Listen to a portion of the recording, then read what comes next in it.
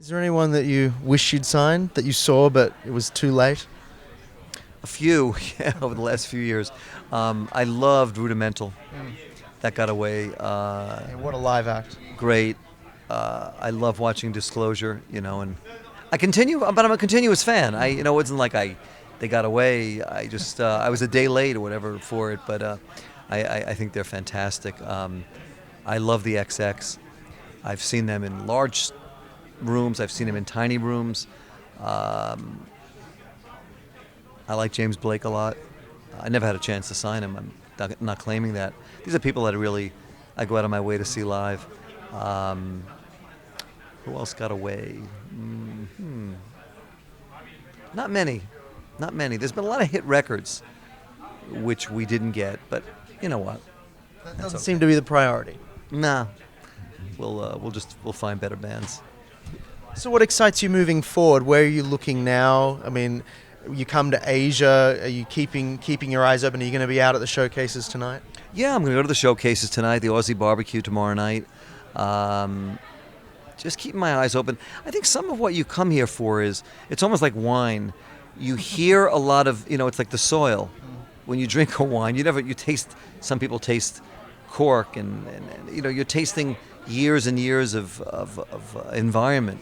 So I think here, there's influences of music that you bring back with you that will influence your company and your taste.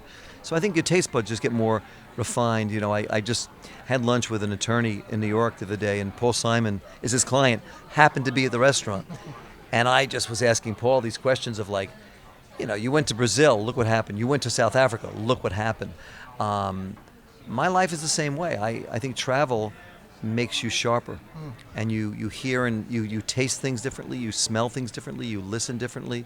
So I think coming to Asia is very smart because it's such a big part of the world. But I want to hear more about the sounds. And you mentioned the Aussie barbecue.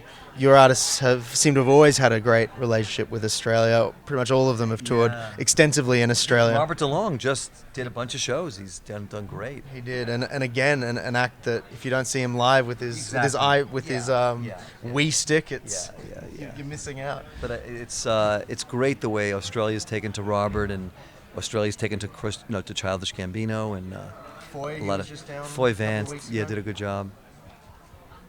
And Temper Trap, of course. Yeah. I don't represent Temper Trap for Australia, but it's our sister company, and it's the company that distributes us. It's a great story, and I was very happy to see the second album come back and end up at the football stadium and have that big moment. I had a great moment the other night. I saw Taylor Swift at a party, and she said to me that one of her most cherished possessions is the signed lyrics of Sweet Disposition, which she got in Australia. She was going through a relationship, and I know who it is, the relationship. I'm sure other people know also. And she said, but I kept the lyrics. I didn't give it to him. She was going to give it to him, but she never gave it to the guy. And she loves the Temper Trap, and she just thinks Sweet Disposition is such an important song, which I agree. Fantastic. Well, where are you off to after Singapore? What's next for you? I'll be in New York on Saturday.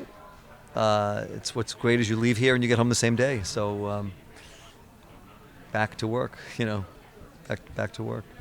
And is there anyone that we should be listening to in Australia before we depart? I'll tip you to two artists, well, three, because one of them has a very deep affinity for Australia. We have a band called Givers, who came to Australia, fell in love with the continent and the country and the people. And actually, it cost me a lot of money, and it cost our promoter a lot of money, because they just stayed. I mean, they and Childish Gambino did not come home on their flights. They took 6 days in between shows, Givers, to see it and soak it up.